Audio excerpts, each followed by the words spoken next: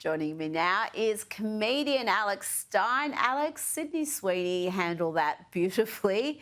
Hopefully, it starts a trend with Hollywood stars who get spooked by leftist media and activists to apologise when they've done nothing wrong. She just had a look of disdain on her face and moved the interview along.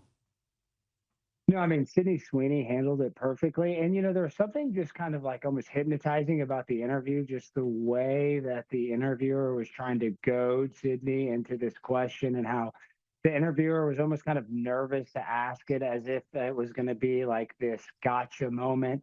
And I just think Sydney was just being herself. And, there's other aspects of this interview where Sydney Sweeney to me knows that she's hot. She knows that she's cool. And that's what a real cool person acts like. They don't act like they're super cool.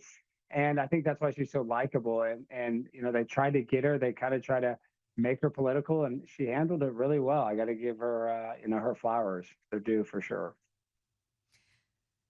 Absolutely. She just seems uninterested in the politics of it. I mean, I genuinely don't know where her politics is. I don't really care. She's an actress. I don't care how she votes or what she thinks of particular issues. And let's keep it that way. She's obviously triggered the left, but really for no reason at all. It was a jeans commercial, for the love of God. Now, another Hollywood A-lister, Jennifer Lawrence, has said this to the New York Times' Lulu Garcia Navarro. In the first Trump administration, you had a lot to say. I'm curious how you feel about talking out now. I don't really know if I should. I think like the first Trump administration was so wild, and just how can we let this stand? Like I felt like I was running around like a chicken with my head cut off. But as we've learned, election after election, celebrities do not make a difference whatsoever on who people vote for. Alex, she went on to say that she doesn't want to alienate people from her work as an artist. It looks like she's just, reading the room. She's realising that the market for this sort of hectoring and lecturing isn't really there. It just annoys people. No, you're exactly right. And, you were talking about this topic earlier, but, the Israel-Palestine argument in Hollywood is a very touchy situation. So, a lot of actors are now getting banned for being pro-Palestine. So really it does not benefit an actor or actress to really even get political whatsoever. But, I have to give Jennifer Lawrence her credit, because even though these actors are great at impersonating other people and playing characters, a lot of times they're not very self-aware. They're not very humble. And it seems like she's gotten the point that it doesn't really change the temperature of the room or help her narrative by trying to be political or get her political point across.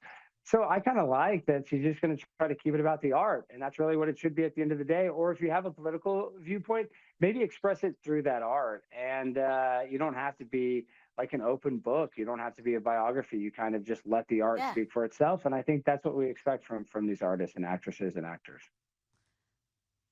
Absolutely. I don't know how my plumber votes. I don't know how the local baker votes. I don't care. I mean, this absolute desire to air your politics just because you happen to be an actor and have a profile. Yeah, I think they're working it out, but they're slow learners. Now, I played a clip of Nikki Glazer earlier. Her Saturday Night Live work was not her best. I think she is actually genuinely funny, but this monologue has copped all sorts of criticism. How do you see it, Alex? People being too harsh? It's a hard gig to stand there for 7-8 minutes and deliver a monologue.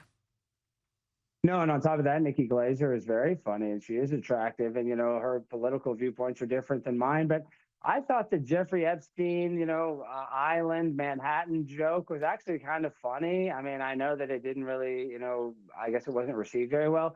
But Rita, I go to a lot of these protests, and I'm telling you, both sides want more information when it comes to Jeffrey Epstein. So I don't think that topic is really off limits. And as a comedian, you have to take chances. So even though ideologically I'm not probably aligned with Nikki 100% by any means, I got to give her credit for going up there and actually taking a chance, especially on NBC, because that is, a network television channel that, they are very buttoned up. So I actually do like and respect her for pushing the boundaries a little bit. So I Yeah. can't really critique her too much.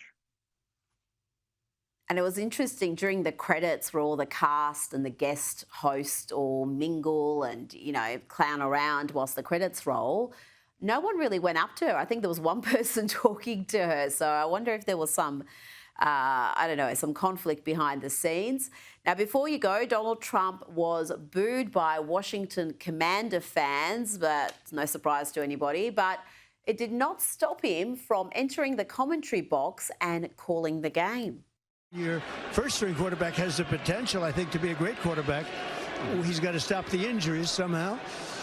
And let's see, we have a very important, I think this is a very important couple of plays. Here we go. Second and 7. You're right, 2nd and 7. Let's see what happens. Whoa. He's calling play-by-play there almost. Alex, as Greg Gutfeld says, we don't deserve him. No, sometimes we don't. He's one of the most entertaining guys in the world. And, there's a little known conspiracy, and this is real. A lot of people think that Donald Trump ran for president just because of his rivalry with Obama. But actually, he tried to buy the Buffalo Bills, and a lot of these powerful billionaire NFL owners tried to block him out of it. And that was actually, I think he's talking about it, one of the, reasons why he definitely wanted to kind of stick it to the NFL to say, listen, forget about owning a football team. I'll own the country. So a lot of people don't know that. That's a little known conspiracy. Thank you for that tidbit, Alex Stein.